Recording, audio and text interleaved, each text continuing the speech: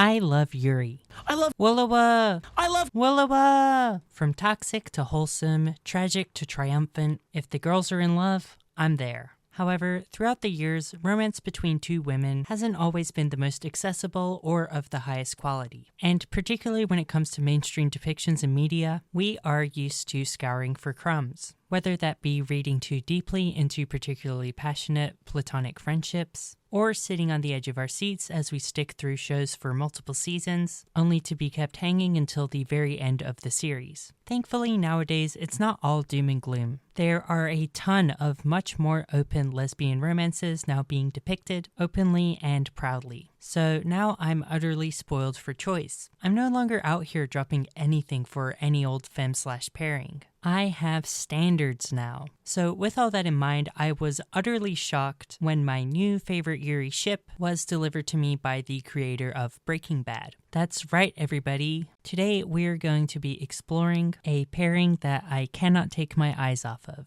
A curmudgeonly middle-aged alcoholic lesbian, and the rest of the planet. Hi, it's Maru. Welcome back to the channel. So, as of recording, Pluribus has released 5 episodes of a 9-episode season. It's already been renewed for a second season, and its creator, Gilligan, has said that it could go for 5. If you haven't watched the show, I would encourage you to at least check out the first episode, as it is a pretty horrifying masterpiece that I don't want to ruin your experience of. There will be spoilers from the first few episodes here, including what Pluribus is, as well as some of the character details that we've learned so far. I'm hoping that this will work as somewhat of a recommendation, but if you're sensitive about having it spoiled, bookmark me and come back to me later. I'll definitely also be making a follow-up video after the full season is released, and we have all the juicy details. So, without further ado, let's get into it. So, in making this video, there's a certain type of comment that I'm not going to be able to avoid. That is the moral outrage type of comment. How can you be shipping Carol with the Pluribus? They killed her wife. They killed everyone. They stole everyone's consciousness. They're trying to change her. Didn't you know it's actually bad to not be independent? These type of comments assume that I'm engaging with the series without any of the nuance required to understand the nature of this sci-fi concept that this show is hammering us over the head with. Some people just like to be angry on the internet. Others, for sexist or homophobic or transphobic reasons, will automatically assume that I'm engaging with the series on superficial levels. However, to be charitable to this type of viewer, it is pretty weird to want Carol and the Pluribus to get together. And on the face of it, Carol x Zosia is pretty antithetical to a lot of what the series is telling us. Zosia isn't Zosia anymore. She's your gynecologist, she's your middle school vice principal, she's your gay son, and your thought daughter. To ship Carol and Zosia is either to ship Carol with a woman who doesn't speak the same language as her,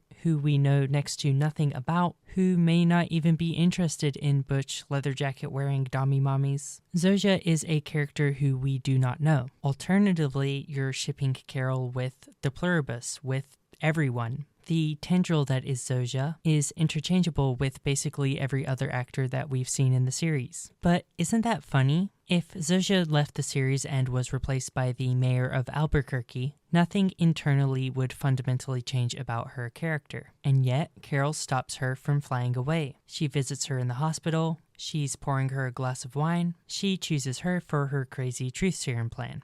And is the same effect not happening to us as the audience? We've had 2 Zosia near-death scares in a row at this point. Even you rugged, independent individuals out there have to admit that you don't want her to leave the show. And maybe that's because Carolina Vidra is super stunning and incredibly talented, but I think it's pretty unnatural for humans to not start to humanize something that looks, talks, behaves like a human. Like it or not, our brains are not computers. We assign emotions to our plushies, we name our sailing vessels, we feel grief when a plate that we've had around for our whole life suddenly breaks. How could we not think of Zosia as her own person? The longer we interact with her, the more memories we form together. What choice do we have but to think of her as our personal AI girlfriend? And that's what's fun about this ship. Or at least half of it. Carol is sensitive about independence and autonomy. She realizes that Zosia, just like Carol, just like her, just like the mayor, never had a chance to consent to being part of Pluribus. That being Pluribus has seemingly changed her and everyone else's priorities, and that without understanding the mechanics of how this all works, it's entirely possible that the real Zosia is in there and being outvoted by the rest of the hive mind. No matter the fact that Zosia was specifically chosen to be Carol's dream girl, no matter how gorgeous or goddamn fuckable she might be, no matter how lonely Carol might be, she has a moral imperative to not engage with this romance. And on the other hand, Pluribus, the character as we understand it, is desperate for Carol's approval. It is waiting on her hand and foot, moving mountains to accommodate her every request. It is devastated to the point of self-destruction whenever Carol gets upset with it. I mean, just look at this face light up whenever Carol walks into a room. The Pluribus, not necessarily in any romantic or sexual kind of way, is as about down bad for Carol as one could get. That is tension. That is fun. That is the foundation that all good romances are built on. And I'd argue the fact that the Pluribus is so unknowable adds to this dynamic. Like, I described it as having emotions just now, but does it actually? How similarly do the Pluribus's emotions function to regular human emotions? If they function differently, how differently? This thing is made from humans, but it is joined by alien DNA. Somehow this thing inherited all of humanity's knowledge, but seems to lack very basic wisdom. It often behaves like a child. Like, the zombie apocalypse style taking over of the entire planet was obviously bad and wrong and fucked up and led to utterly insurmountable death and destruction. But as much as the forced kissing thing definitely works as a sexual assault parallel, there is something kind of human and childlike about it. Like, I'm a school teacher and I just started working with a new kid, and it was story time and he got really excited, and he just kept wanting to grab the book and open all the panels himself without waiting his turn.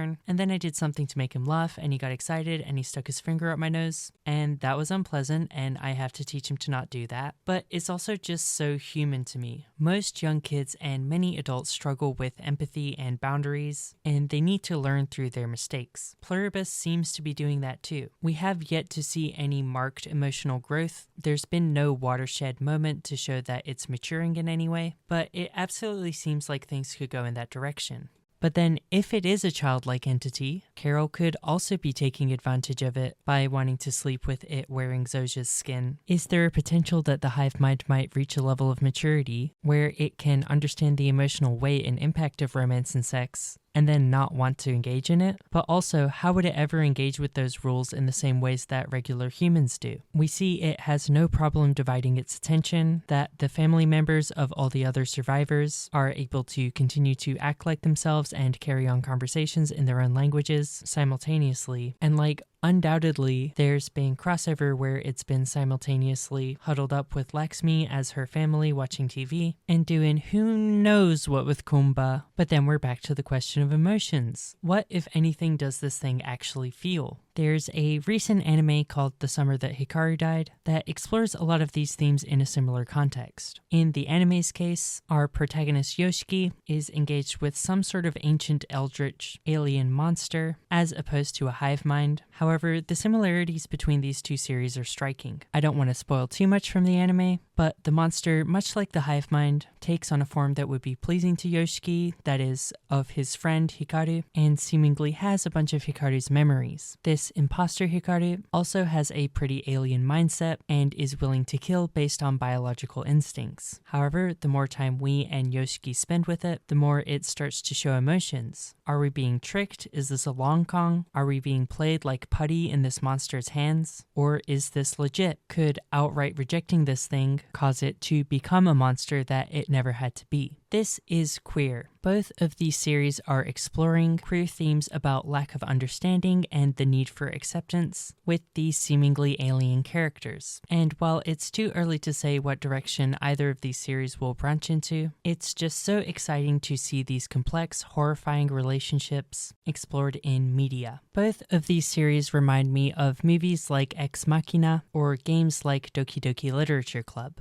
These are stories where a typically straight male protagonist gets the perfect virtual girlfriend, but it's just too good to be true. Our protagonist is punished for not recognizing the robot's humanity. What's fun about these two queer stories is they feel like evolutions upon that trope. Okay, we've been effectively warned. Be careful what you wish for, all that. How do we engage with these things as humans when they are desperately begging to just be our subservient little lapdogs? I really enjoy both of these series because they feel like a more mature take on a trope that's been and done before, and it's just fun seeing things through a queer lens. Like, that was seriously my feeling. Finally, an AI girlfriend story that's actually targeted at people like me. So yeah, jury is still out on whether this series will handle its queer representation responsibly, but from what I've seen so far, I'm excited about where it's going. That's all my thoughts for today though. There is a lot more to touch on the queer themes of this show, particularly when it comes to the character of Carol, queer independence, American independence, and the horrors of a world that's always trying to influence you to deny your own reality and shrink yourself to fit into a predetermined box, and also just how awesome it is to have a queer protagonist like Carol. Like, speaking as an obnoxious pride gay, I'm glad to see a character that has trauma that keeps things on the quieter side, and honestly that isn't in high school, but that's a topic for another video. Thank you all so much for watching. My channel is very small, so likes and comments truly mean a lot and are greatly appreciated. I'd love to hear your thoughts on the series so far, and I will do my best to respond to comments that are promoting discussion. Once again, please consider subscribing if you're interested in hearing more of my thoughts on Pluribus or on whatever other gay shit that I'm into.